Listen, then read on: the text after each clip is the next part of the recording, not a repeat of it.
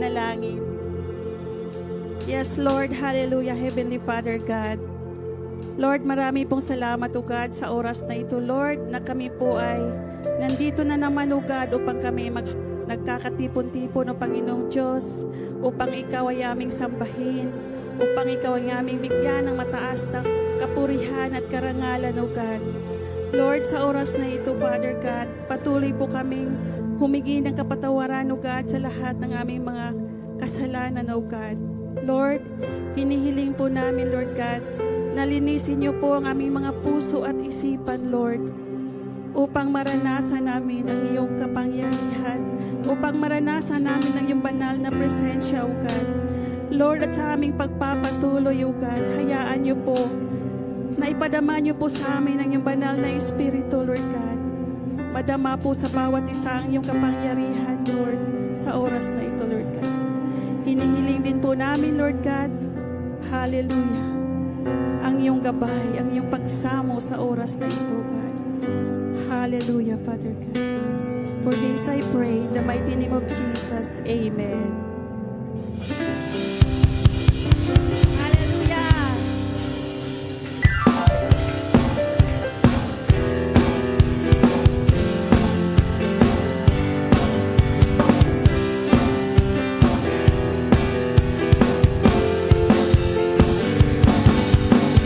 Papuri pagsamba, tanging sa'yo lamang.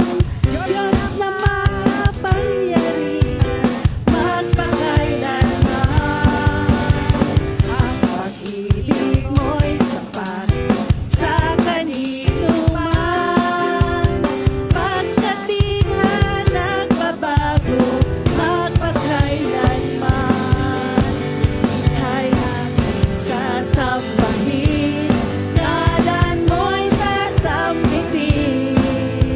Pagkat pag-ibig mo ang siyang mahalaga sa'kin. Sa gitna ng kalungkutan, kay papupurihan, masasalamatan magpakailanman.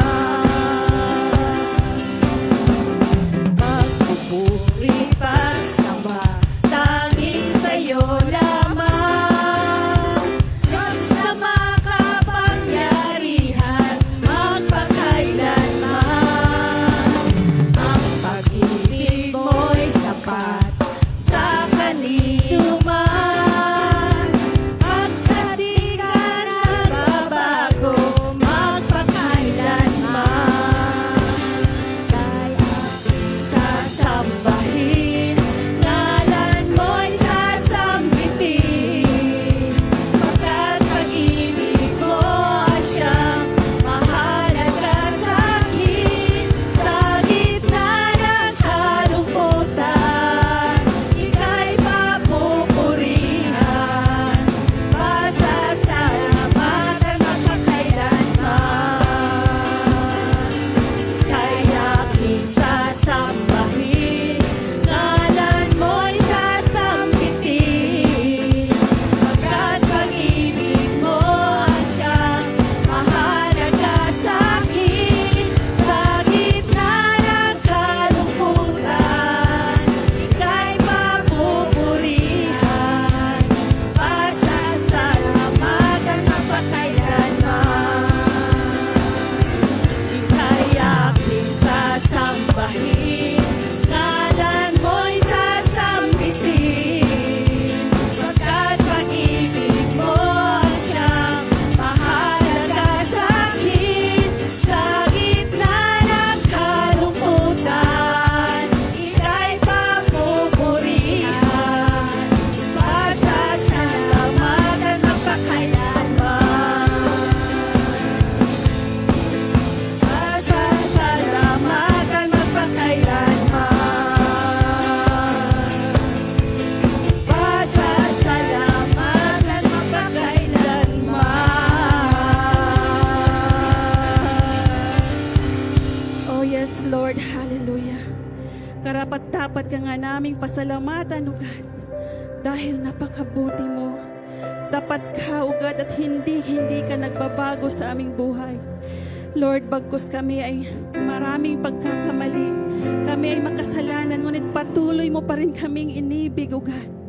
Patuloy mo pa rin kaming pinagkalooban ng iyong mga biyaya. Hallelujah. Lord, sa oras na ito, sa aming pagpapasalamat sa iyong kabutihan, kami po ay aawit sa iyo ng mga papurit pagsamba, O God. Nawa po, Lord, ito ay kalugod-lugod sa iyong harapan, Lord Jesus. Hallelujah, O God.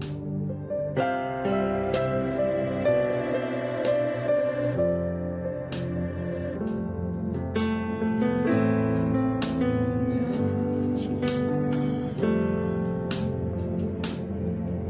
Katapatan mo, O Diyos, tunay at dakila. Ang pag-ibig mo'y wagas at walang kapantay. Sa aking puso, sa aking buhay, papurit pagsambay, iaalay. Bukas noon, ngayon magpagkailanman, luwalhatiin ka.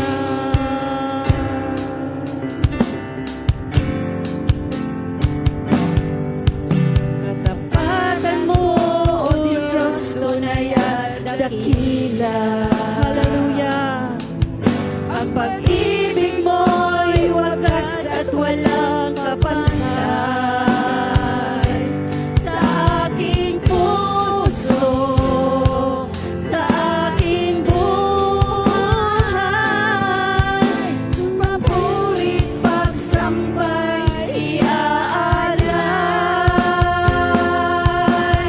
Bukas noon, ngayon ang pagkailanman, luwalhatiin ka.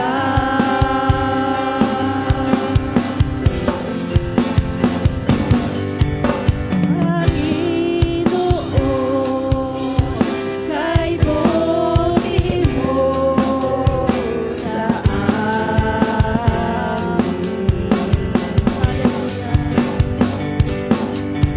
Ikaw lamang ang tangi ko sasabahin.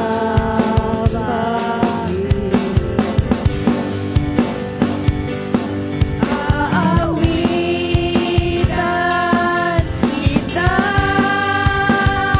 at pupurihin,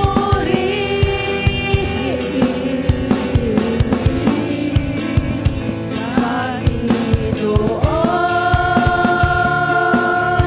kay buti mo sa akin, Panginoon.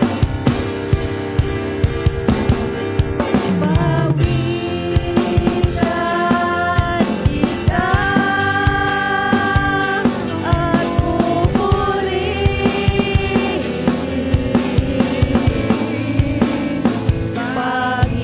Panginoon, kay buti mo sa akin.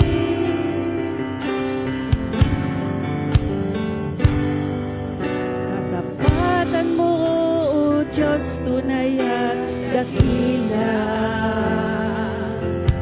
Ang pag-ibig mo'y wagas at walang kapantay. Sa aking puso, sa aking buhay, papurit pagsambay, iaalay. Bukas noon, ngayon magpakailanman,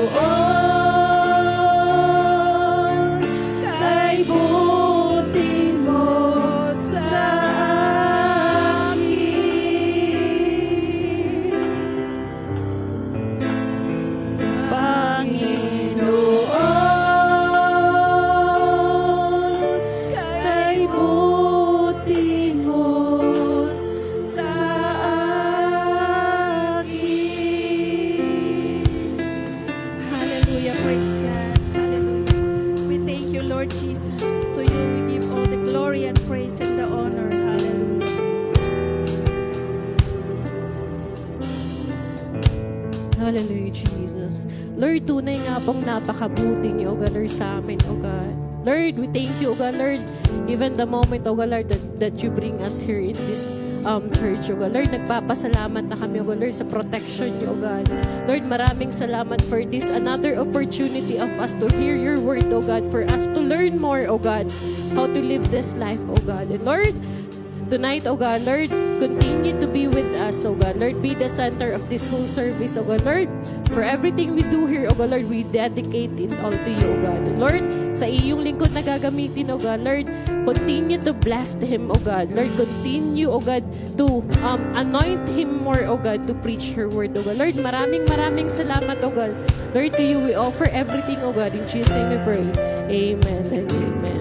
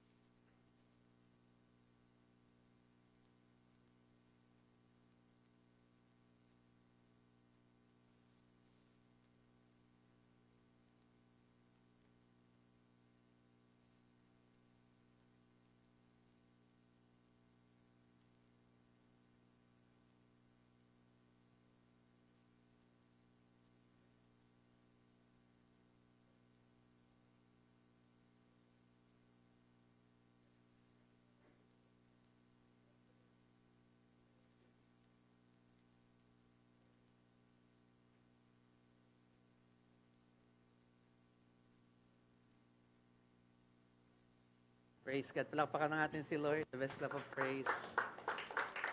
Ako namang hindi ang palakpak para kay Lord. Come on, the best love of praise. Praise God. Maganda pong gabi sa lahat. Pati naman na yung katabi, good evening. Sa kabila, I'm glad that you are here. Thank you, Pastor. Pastor Kenneth. Bago pa ho namin inasap si JB, ay si Kenneth ho yung aming inaasam na pastor. Nasangga si Pastor JB?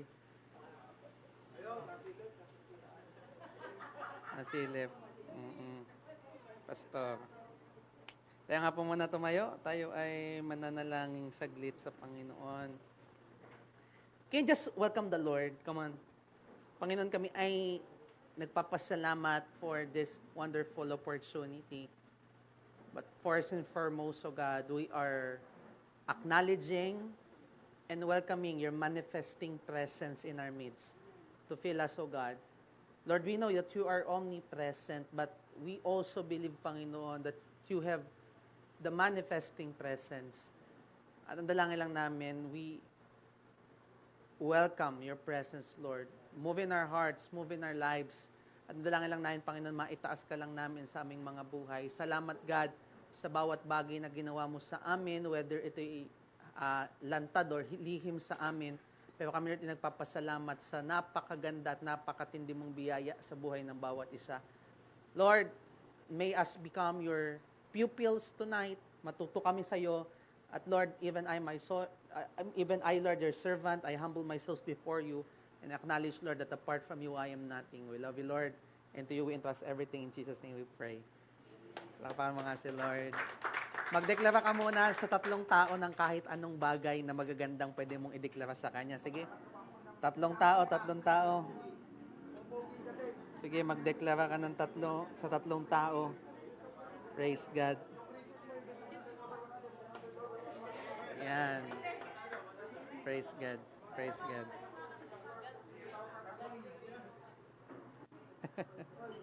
Praise God. Lapakan natin si Lord, may sampa. At makapupo tayo in the very presence of God. Let's recite po ang ating pong calling to sa Luke chapter 4, verse 18 to 19, 1 to 3, go. The Spirit of the Lord is upon me, because He has anointed me to preach the gospel to the poor.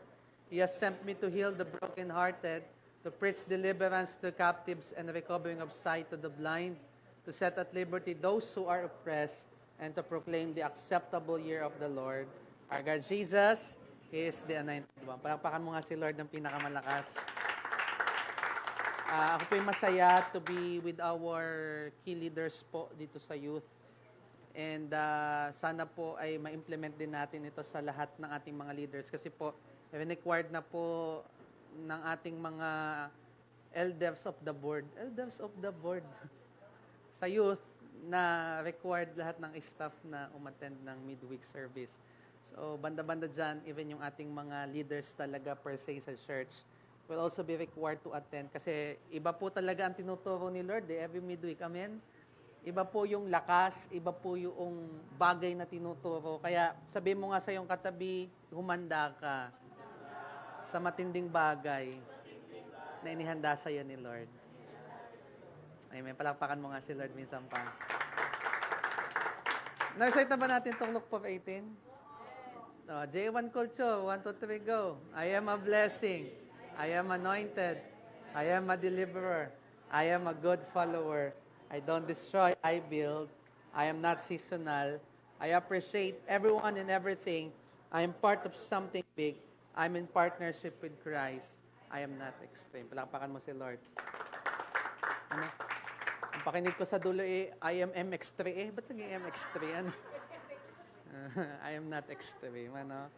And today po, I would like to appreciate everyone po na kung saan naglilingkod sa Panginoon. Alam niyo po, lahat po tayo dito, tinawag ni Lord to serve. Everybody said me, serve. Ikaw at ako, whether you are new or matagal ka na sa pananampalataya, lahat po tayo dito ay tinawag ng Panginoon para maglingkod at hindi po paglingkuran. That even Jesus Christ Himself, when He came here on earth, sabi ng Bible, He doesn't came here to serve, but to be served. Baliktad. He doesn't came here to be served, but to serve. Amen. So tayo bilang mga anak ng Panginoon, we are here on this earth to serve. Everybody said me again, serve. At sa buhay daw pong ito, meron daw pong 3 T na precious sa bawat isa, which is yung ating pong time, talent, and treasure. Mahalaga ang oras, mahalaga ang talento mo, at mahalaga yung kayamanan mo. Ano po? At ito pong 3 bagay pong ito, madalas po tayong nasusubok pagdating po sa ating paglilingkod. Di ba sabi mo, Lord, simula nang nakilala ka, maglilingkod ako. Pero Lord, sa gantong oras lang. Di ba? Minsan ganyan eh. Nasusubok tayo when it comes sa talento natin na Lord, gusto ko pong maglingkod, kaya lang meron akong bagay na ayaw kong gamitin. Ay marunong ka pala matagal ng kumanta, ay hindi ka man nang nag-i-enroll sa music team. Ano, di ba? Minsan, nandito tayo, sinusubok. Halimbawa sa treasures. We have a lot of treasures that sometimes dito tayo susubok ng Panginoon. And alam niyo po, God deserve our very best offering in everything we do. Sabi mo nga sa iyong katabi, deserve ni Lord ang the best sa lahat ng bagay na meron ka. Alam niyo po, ang mundo, pwede po nilang ma-describe ang best sa iba't iba pong kaparaanan. Madalas po, ang mundo, ang dinidescribe nila, what's best is kung sino may pinakamalaking donasyon, sino yung may pinakamalaking serbisyo, sino yung may pinakamalaking ambag. Di ba? Tama ba ako? Pag sinabi daw best, kadalasan, dito sa mundo, it deals with the quantity of what they give. Pero tandaan po natin that God is not after on the quantity, but the quality that we offer.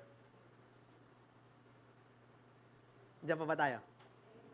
Pwede kasing napaka-extravagant ng naibigay mo, but deep in your heart, ay hindi talaga ito ang kabuuan na may masasabi nating may kalidad na klase ng paglilingkod.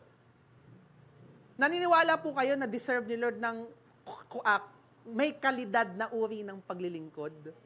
Sabi mo nga sa iyong katabi, kalidad. Diba? God deserve not just the quantity, but most especially the quality of service that we give to God. Now, the question is this: kamusta ang naibigay mo kay Lord? Oh, di ba? Sana mag-react kayo pag gano'n, ano? Kamusta ba ang naiibigay mo kay Lord? Wala talagang gising ata dito. Di ba? What is the quality that you are offering to God? There is a story in the Bible, sa Mark chapter 12, verse 41 to 44. Ito yung kwentong tumatakbo sa isip ko kanina habang nagpe-prepare ako. This was a story of the widow who gave yung kusing sa Panginoon. And this is what happened. Jesus sat down opposite the place where the offerings were put and watched the crowd putting their money into the temple treasury. Many rich people threw in large amount, so madami daw pong mayayaman na naglagay ng malalaking halaga talaga. But a poor widow, everybody said me, poor widow. Isa daw mahirap na balo, ang dumating, came and put in 2 very small copper coins. Ilan daw po? 2 very small copper coins. 2 kusing, worth only a few cents. Sa atin pong panahon, if i-compute po natin ito po ay nag-range from $0.5 to $3. In other words, times 60, 0.5, 30 to 150 pesos, something like that daw po yung halaga na naibigay po nung babae.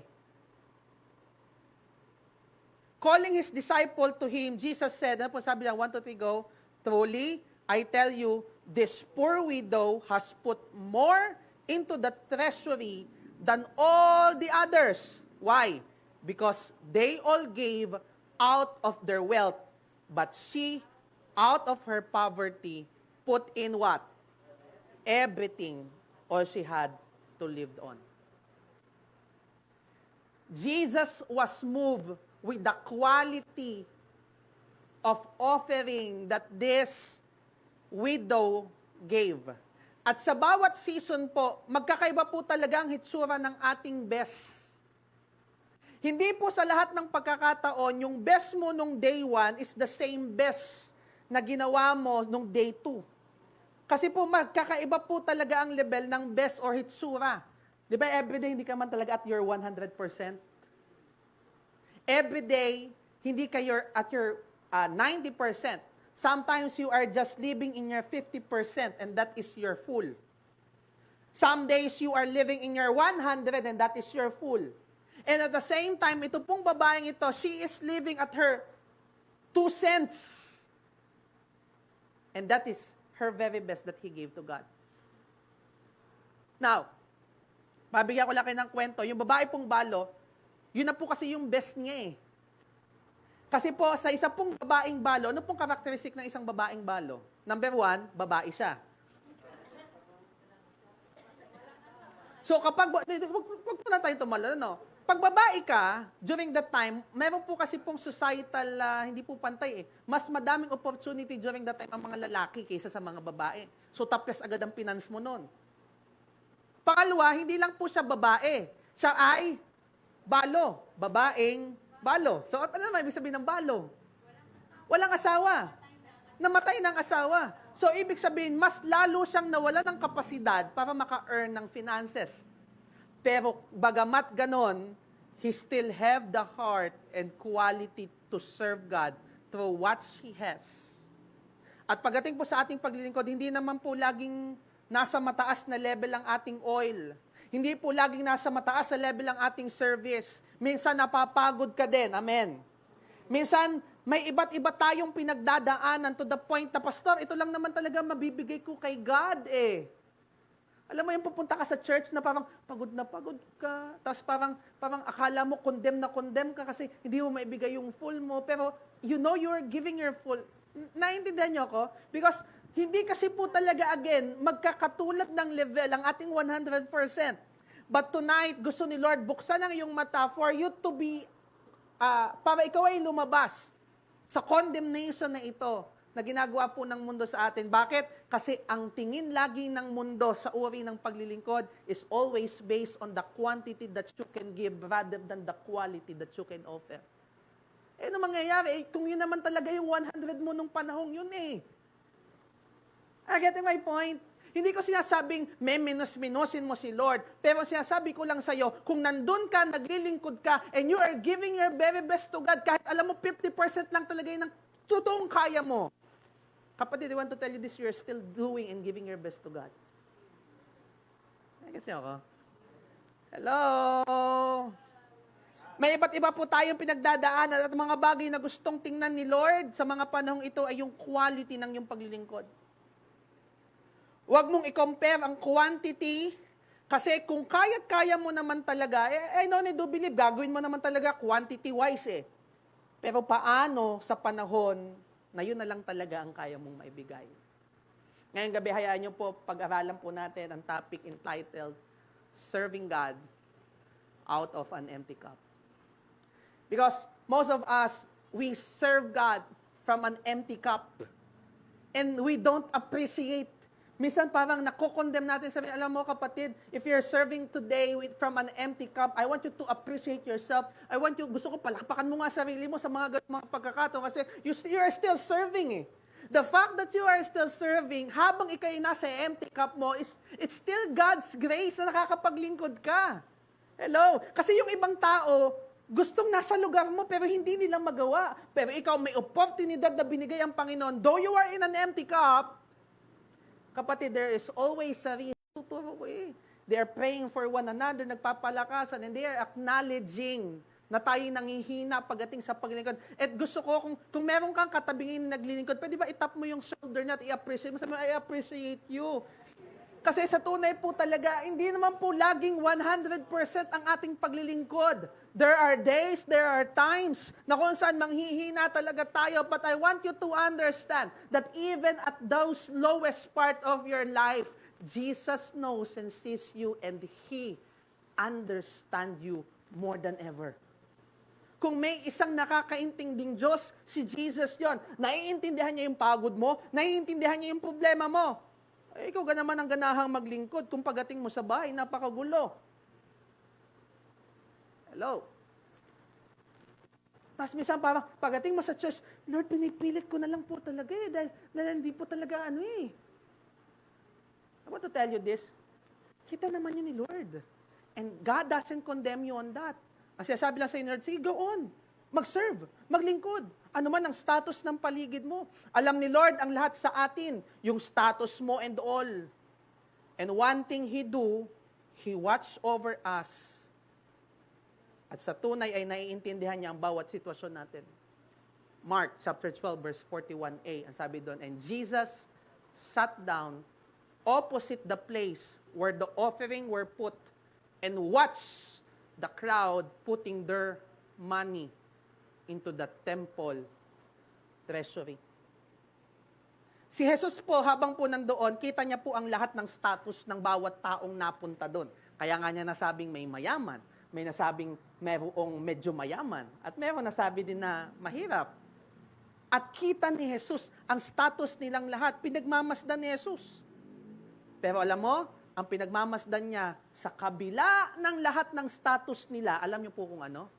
Kung sino ang may kalidad ng paglilingkod. Intindihan niyo ako? He knows the rich, the medyo rich, at yung wala talaga, that gives generously. God is after our generosity. Everybody say me, generosity. Iba't iba yung status nila, pero ang hinahanap po talaga ni Lord kung sino yung pinaka-generous sa kanila. Now, what does it mean to become generous? Generosity, basahin nyo nga po, 1, 2, 3, go. Generosity is our ability to extend and expand our giving. Gaano ka ka-generous kay God even though, di ba? Alam mo po, generosity na yun eh. Yung may mabigat ka ng dinadala pero nakikipasan ka pa ng bigat ng iba. Hello? It's already generosity kapag ikaw ay nag-show up pa kahit parang hindi mo na kaya. It's already generosity kung pinipilit mong umintindi sa ibang tao kahit feeling mo hindi ka nila naiintindihan. Hello? And that is what kind or quality na gusto ni Lord sa ating paglilingkod. na bagamat mahirap, tayo po ay iniintindi, pumipilit po tayo na maging mapagbigay, mapagparaya because God is looking always at the quality of your service rather than the quantity of your service. How generous are we in our service despite of what things are in us? Sa mga panahon that we are serving God out of an empty cup, hindi naman po si Lord nang judge. Tandaan niyo po yan. Sa mga panahon that we are serving God out of an empty cup, hindi naman si Lord nang judge, but He look at us with delight. Yung ginawa ni Jesus Christ, hindi naman sinabi, ito mayaman to. Kalit lang bigay, di ba? Di ba naman tayo namin na ganun eh. Kundi, He look at them with delight and waiting for that point of time na may magbibigay talaga out of the quality of their giving. Kay Lord, hindi mo kailangang magkunwari because everyone is welcome to participate in His grace. May maibigay ka man, wala ka mang maibigay. As long as you are there and you are participating in the grace, you are very much welcome in the Lord. Kasi sabi mo minsan kasi yung katabi, I'm proud of you. Sabi mo sa kabila, thank you for serving the Lord. Amen? Makipasan po tayo sa bawat isa. Ang ganda talaga kanina, doon ako na-moved na makipasan daw talaga tayo sa kabigatan ng bawat isa. Dahil for a very long time, naglilingkod tayo, nakikipasan tayo ng bigat ng ating mga alaga, pero bilang mga leader, kailangan daw po tayong matuto na magpalakasan, matutong magbuhat at magbata ng bigat ng bawat isa, sapagkat ito ang kalooban ng Panginoon. Nandiyan pa ba tayo? Second point, kapag tayo po nagsaserve out of an empty cup, always know that Jesus values you showing up. Ang isa po sa pinakamahalaga sa Panginoon is that you showed up. Alam mo, ang pinakamahirap talaga sometimes is to show up. Lalo na kapag you're running low. Ang hirap nun. Yung woman, sa Mark chapter 12, verse 41 to 42, she just showed up. Many rich people threw in large amount, but a poor widow, everybody said me, came and put into 2 very small copper coins worth only a few cents. Kung ikaw yung poor woman, you have a choice not to show up. Kasi, Lord, ito na lang naman yung akin eh. Ito na lang yung meron ako eh. Bakit pa ako mag-show up? But she still show up. And I want to tell you this, God appreciate even yun na yung enough or last energy mo for you to show up. Mahirap po ito, dun sa babae to offer to God, but He still choose to come. Because I want you to understand that God doesn't ask for perfection. He asks for presence. Just come as you are. Lapit ka. Kung naglilingkod ka ng broken, serve broken. If you are naglilingkod out of an empty pocket, serve out of an empty pocket. Just come as you are. Kasi ang mahalaga si Lord, nandun ka. Ang mahalaga si Lord, you are present. Ang mahalaga kay Lord ay nakikita ka niya na nandiyan. Alam nyo, madalas ang solusyon ay ang mag-show up kahit mahirap. Madaming opportunity ang nangyayari sa mga taong nag-showed up kaysa sa mga taong hindi. Tapikin mo ngayon katabi, baka siya yan. Diba? Sabi mo, welcome sa midweek. Diba?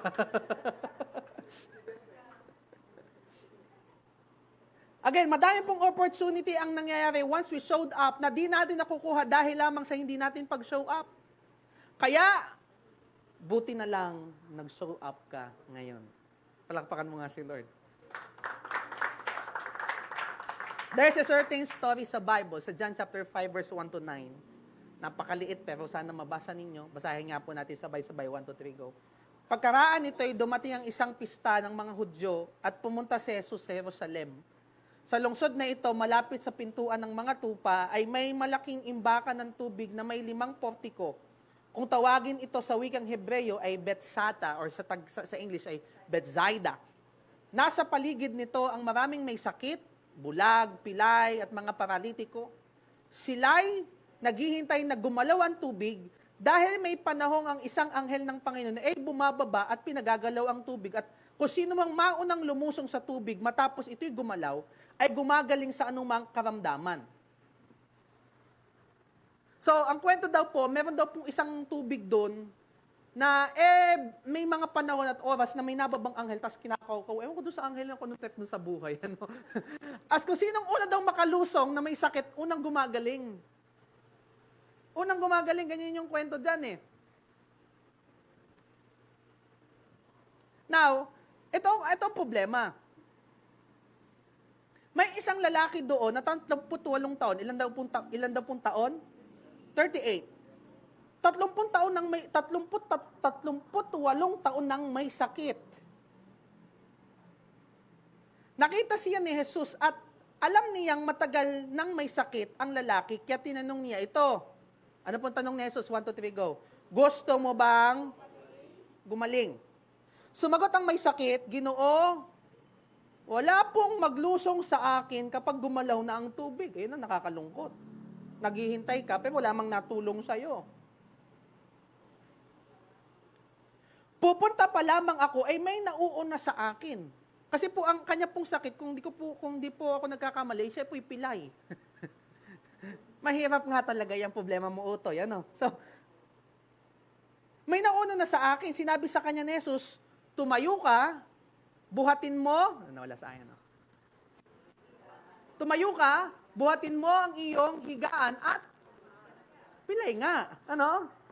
And what happened? Noon day, gumaling ang lalaki, binuhat ang kanyang higaan, at lumakad. Palakpakan nyo nga si Jesus. Grabe naman yun. Ano? Nagasi po yung kwento? Gusto nyo ulitin pa natin?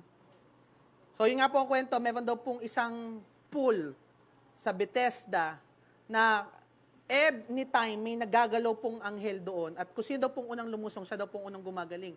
And here comes a man, crippled, hindi siya po makalakad. Lagi daw po siyang nauunahan, hindi daw po siya gumaling-galing. And then, na-encounter niya si Jesus. At sabi ni Jesus, gusto mo bang gumaling? Ngayon, nagreklamo yung lalaki, wala nga akong mag-ano sa akin doon, ako may gagaling. Pero sabi ni Jesus, tumayo ka, buhatin mo ang iyong higaan at tumakad ka, at noon day, gumaling ang lalaki, binuhat ang kanyang higaan at lumakad. Tanong ko kayo, itong tanong ko sa inyo, gagaling kaya yung lalaki kung wala siya sa Bethesda?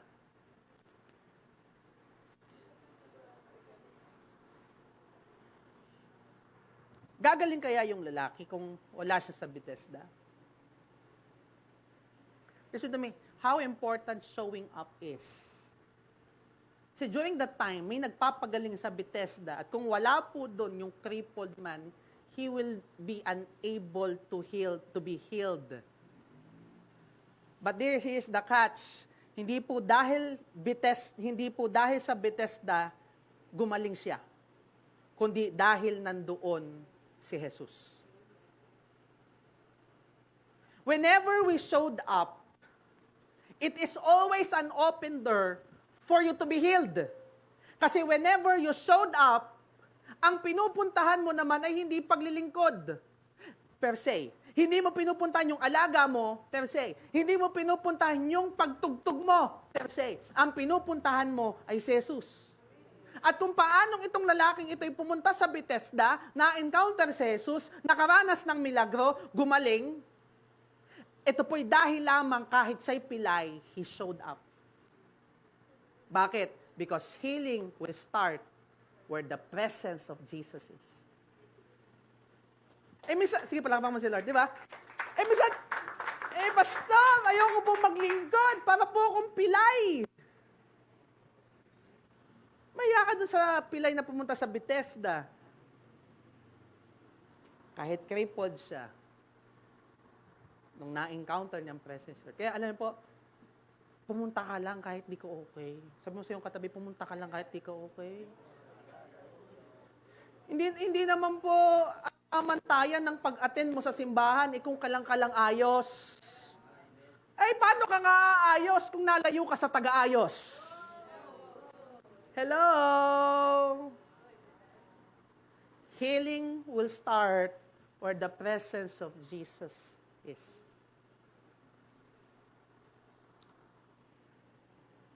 Number 3.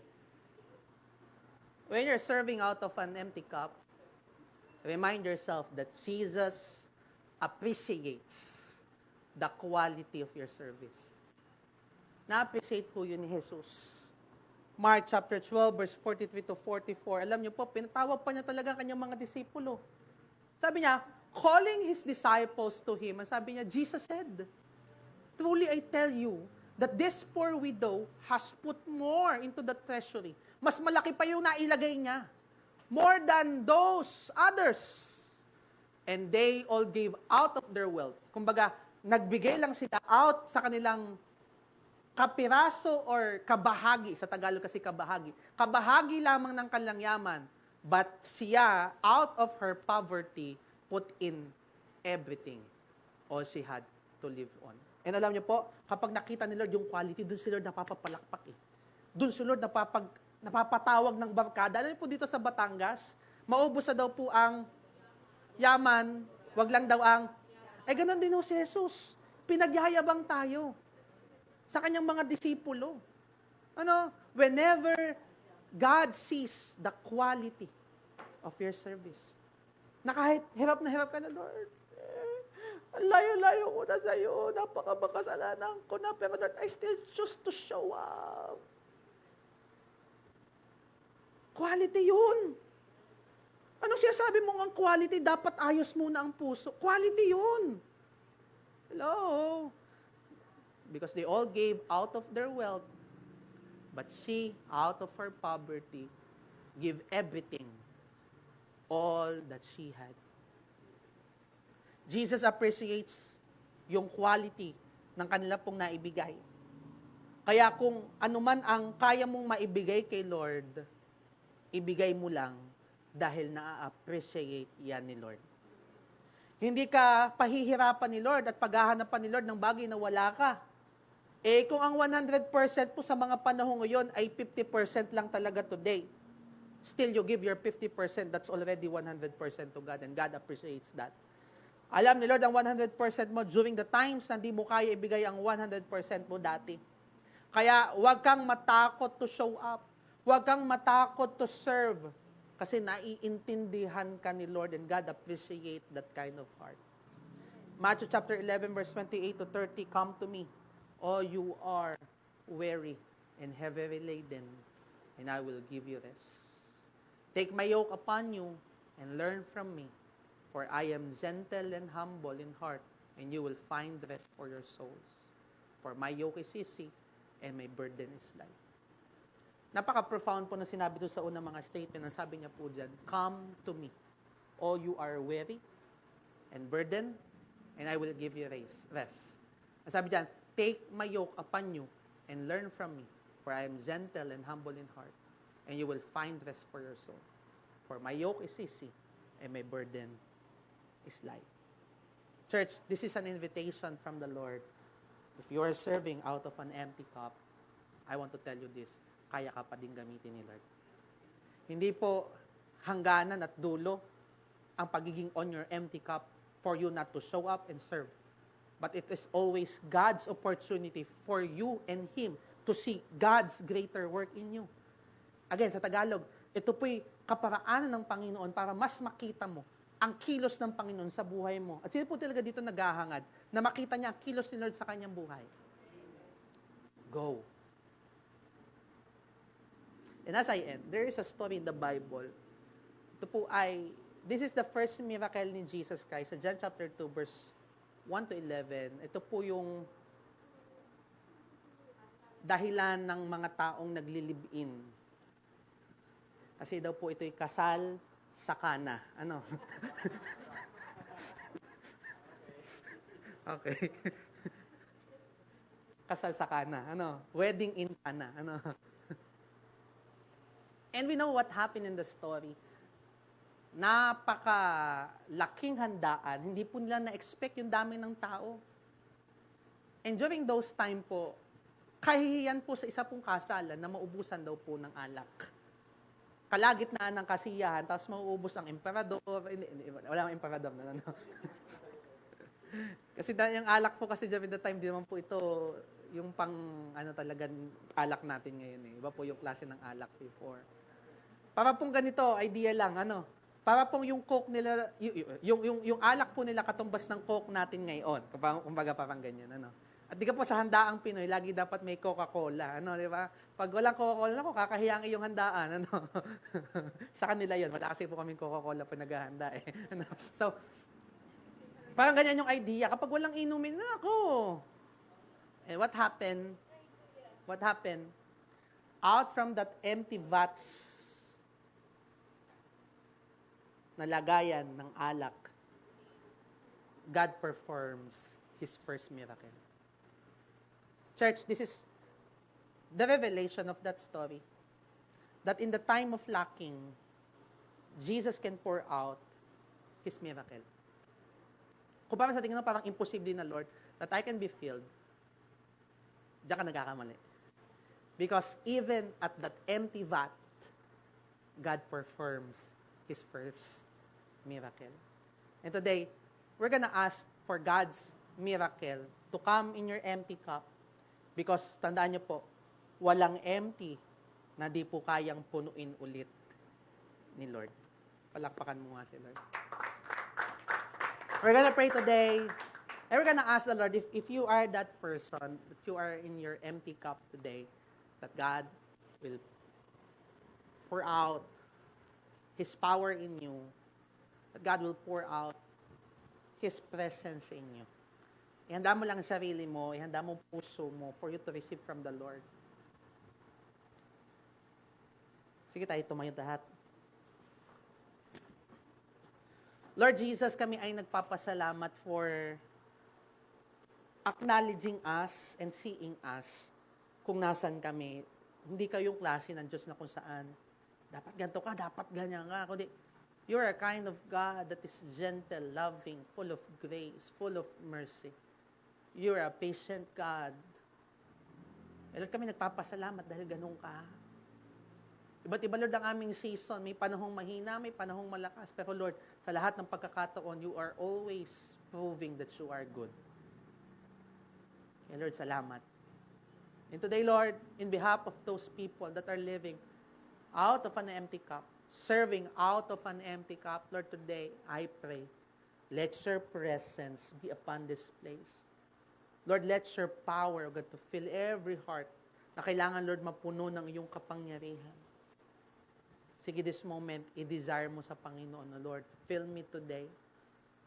I need your power. I need your touch. I need your presence. Because, Lord, in your presence, there is healing. In your presence, there is fullness of joy. And Lord, today, we just want to thank you, Lord, for what you are doing, Lord, sa aming mga buhay. Sige, pwede ba this moment, humingi ka kay Lord. Today, pinaintindi sa atin ng Lord that God appreciates everything that we are giving. Pero, bagamat He is an appreciative God, siya din yung klase ng Diyos na mahilig magpuno. Kaya, today, hayaan mo, magpapuno ka kay Lord. Come on.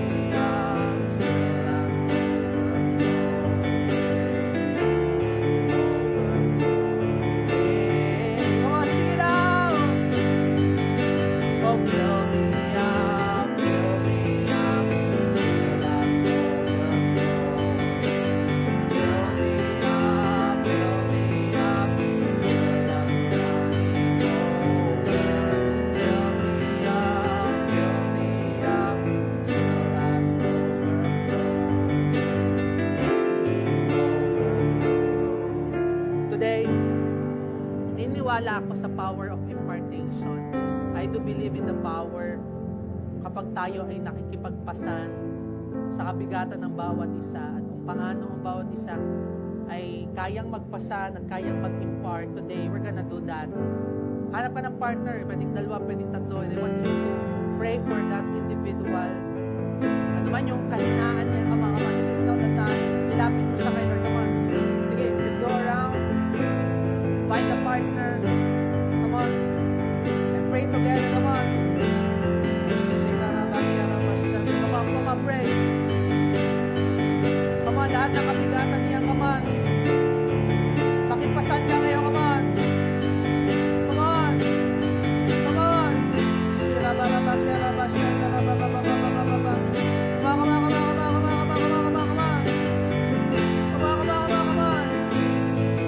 Oh, Jesus, fill up these people right now. Oh, release your power. Release your spirit right now, Lord. Come on, si Lord ay nagkakaloob ng divine strength. Come on. Lord, even for those who are in online right now, Holy Spirit, minister to them right now. Shikabababababahanda.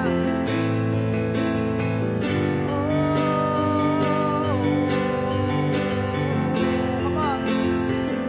Fill those empty cups. Shikababababa.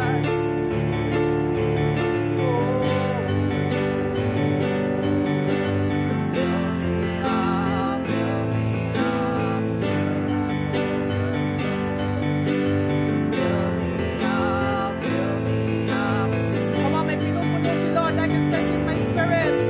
Fill me up. Fill up.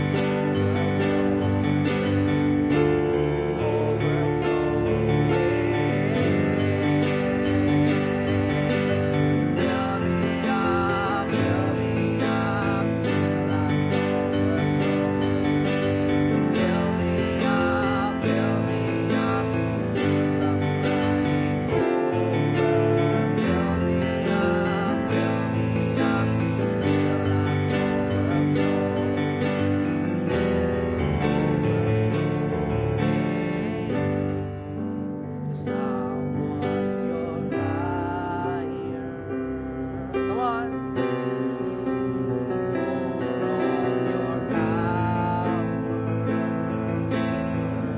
Fill me again. Fill me again. Fill me again. I want to know your fire again.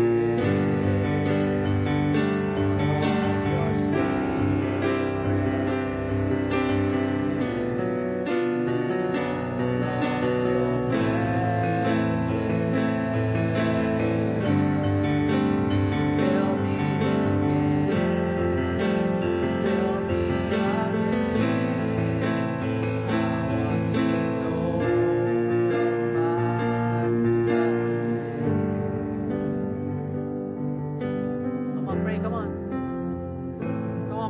Pray for that individual. Kung alam mo, mayroong kahinaan, kung mayroong kailangan niya kasaman, fill that empty cup. Come on.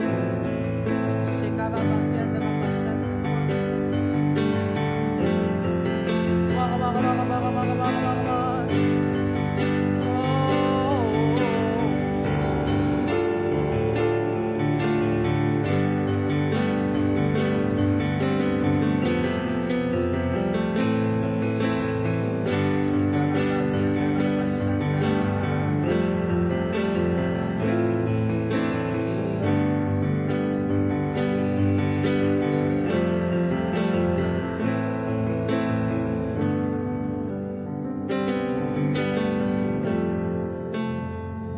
Today, Panginoon, ako ay nagseselyo ng lahat ng bagay na dineklara ng iyong mga anak sa kanyang mga kapatid sa Panginoon. Sa oras nito, Panginoon, hayaan mo, punuin mo lalo sila. Let every cup, O God, be filled by your power, O Jesus, Jesus, Jesus. Lord, let there be overflow. Sige. Come on. Just enjoy the presence of God. Come on. Oh.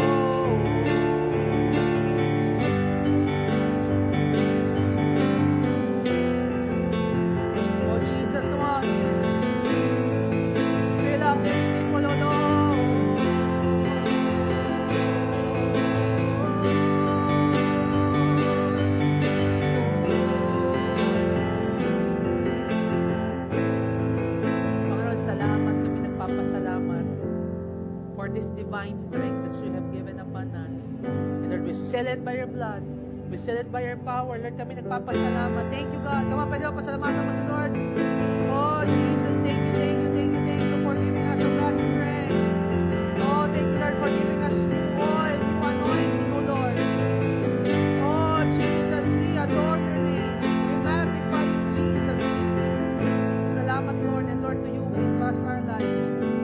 Thank you, Lord, for pouring out your spirit and your presence in us. And Lord, we seal it by your blood. We love you, Lord. And to you we entrust everything. In Jesus' name we pray. Amen and amen. Come on, si Lord. Sige, tayo po yun.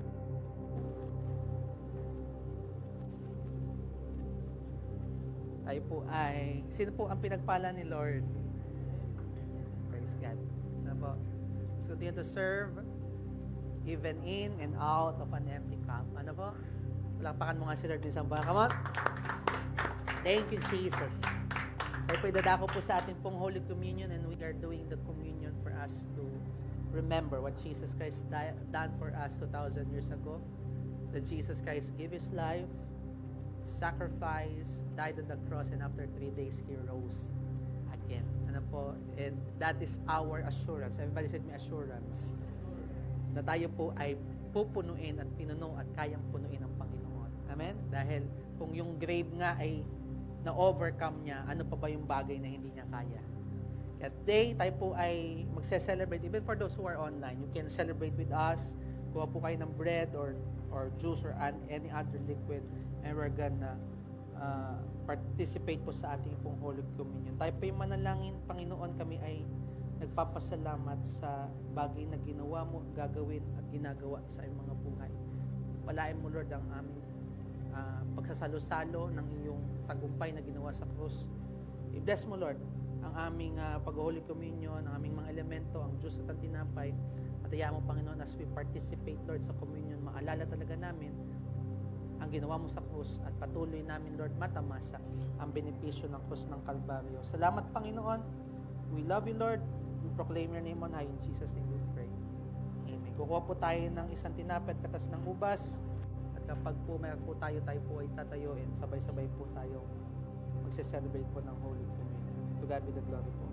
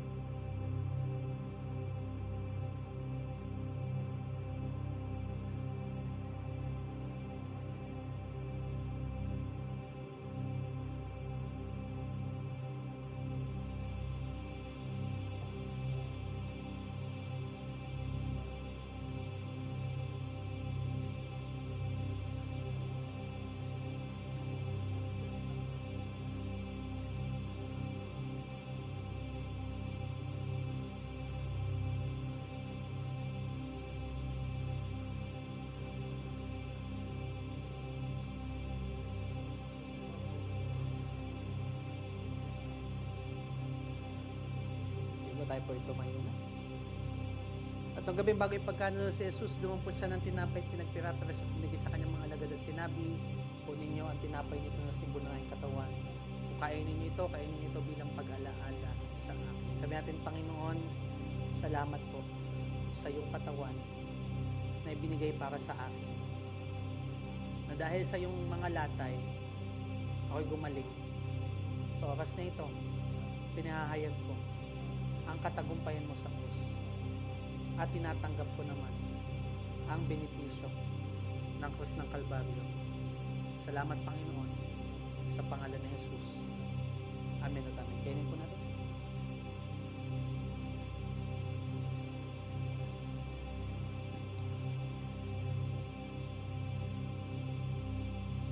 Ngayon din naman doon po si Jesus ng sabat binigay sa kanyang mga lagad at sinabi, punin niyo ang sarong ito na pinagtibay ng bagong tipan.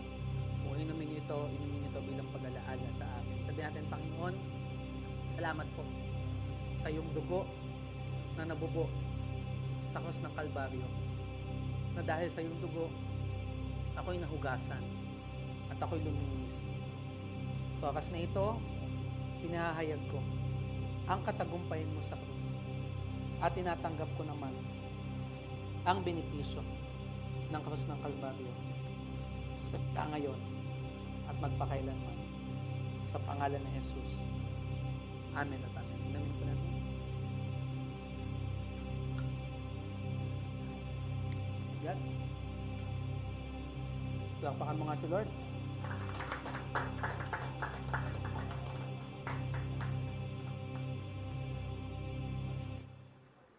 Sige po, makapo po tayo saglit. God is good. And all the time. Sino pong hindi pa nakakabili ng ating sabon? Bili na po tayo. Ano? May stock ba dyan? May stock pa? Ilan na lang tira? Wow! 8 na lang po yung tira. Grabe yun. Ang daming bumili. 13 yun ng lingwa. No? So, tayo po ituloy-tuloy kasi po sa paghayo sa mga kabataan at ito pong ginagamit po nating sabon ay sabi ko nga po nung linggo, sa bawat patak ay meron daw pong isang ina na magiging masaya dahil may anak na nababago. Ano? Kaya bili na po kayo and we're continuing po ang ating pong mission. Ito pong weeks na ito, magiging busy week po sa amin kasi dati po kasi ang kinikater lang po ng Youth Hangout ay once a week lang. Ngayon po, since po sila po ay madami, hinati po namin sila sa tatlo at or 4 na cluster pa to.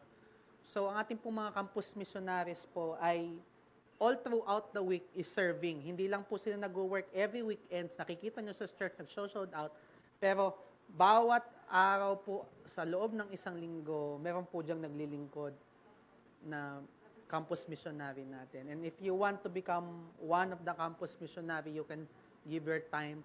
Kayo po ay tumatanggap ng mga makakapag-commit talaga. Kasi nga po, limited po talaga kami ng mga campus mission. Again, the harvest is plenty, but the workers serve you. Kaya kung ikaw ay isa sa mga tinatawag ni Lord to serve, we appreciate yung inyo pong pag-commit sa Panginoon. Basta paano po yun? Ako po ay may trabaho or ako po ay may pasok. Tumigil ka na. Hindi, joke lang. Si Lord ang gagawa ng paraan. Ano? May kaparaanan si Lord. Ano po? And kami naman ho ay pag-graduate na. Si Ginielo, palakpak natin si Lord. Gagraduate na po yan next week.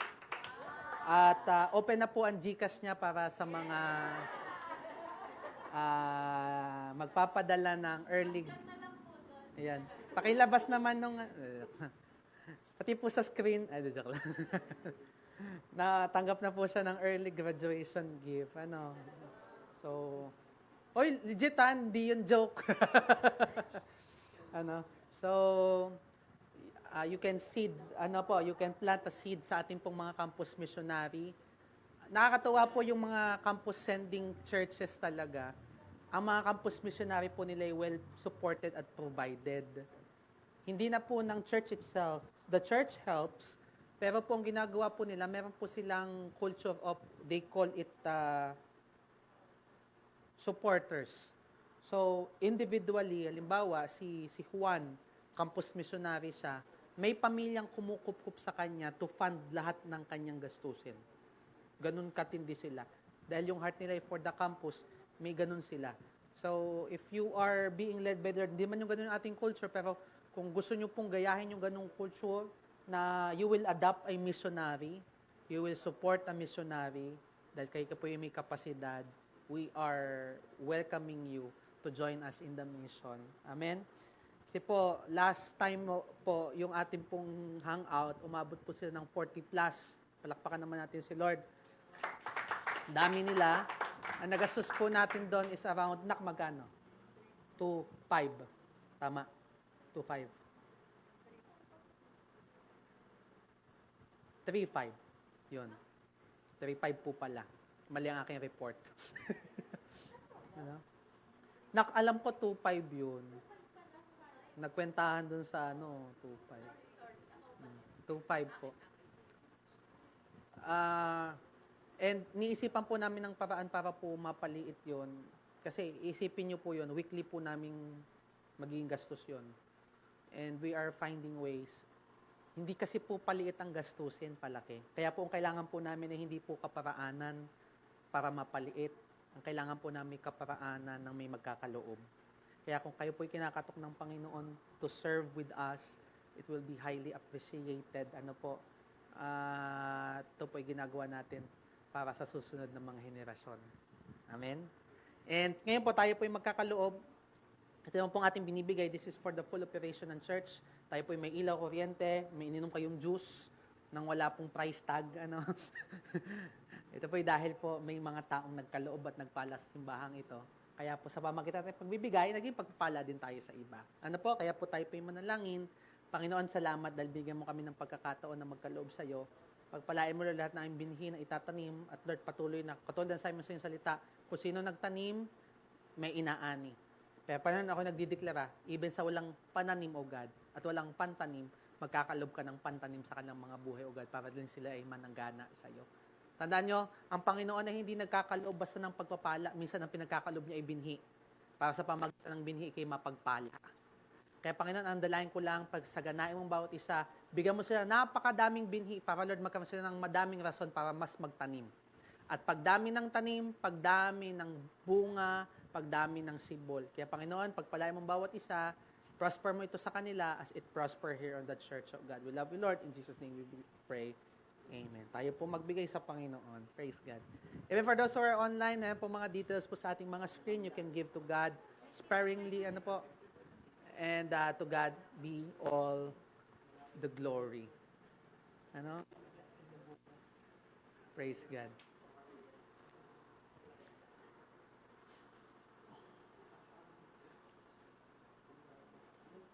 Sige po, let's stretch our hands towards the offering. Panginoon, salamat dahil binigyan mo kami ng pagkakataon na pagpalain ang iyong gawain.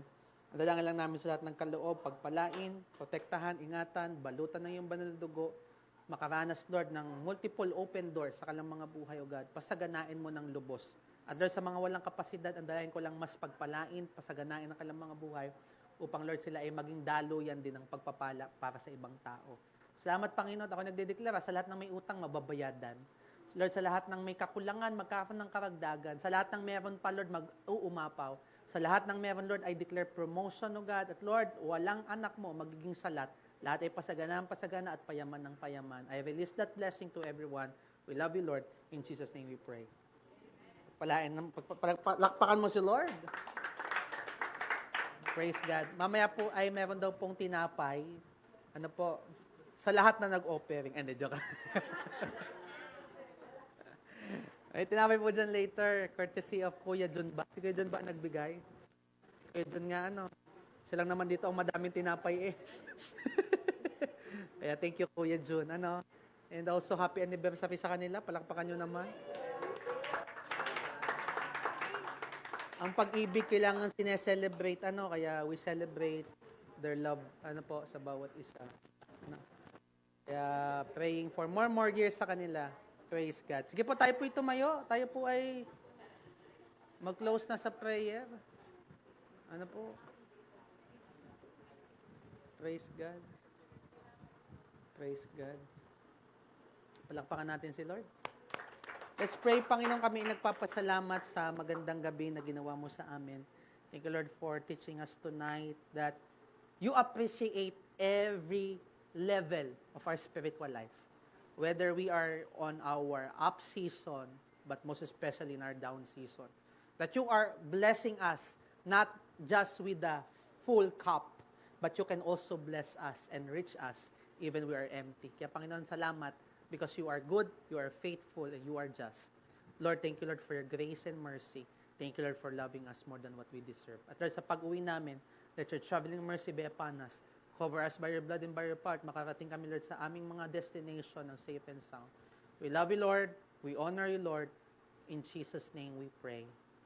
Tapos pati mga kami patungo sa langit, Panginoon, ginagawad ko sa bawat isa. Ang walang hanggang pag-ibig ng Diyos Ama na walang kapantay. Ang grace ni Jesus Christ, even the loving, sweet fellowship of the Holy Spirit ang sumaatid. Ngayon, bukas at magpakailanman. Ako nagdideklara ng bawat isa'y puno na at pinuno ng Panginoon. At patuloy pang pag-aapawin simula ngayon at magpakailanman. Ay sealed by your blood, humayo tayo na may kagalakan sa ating mga puso. Dala-dala ang mabuting balita ng Panginoon sa pangalan ni Jesus. God bless po sa bawat isa. See you po sa ating pang Sunday service. God.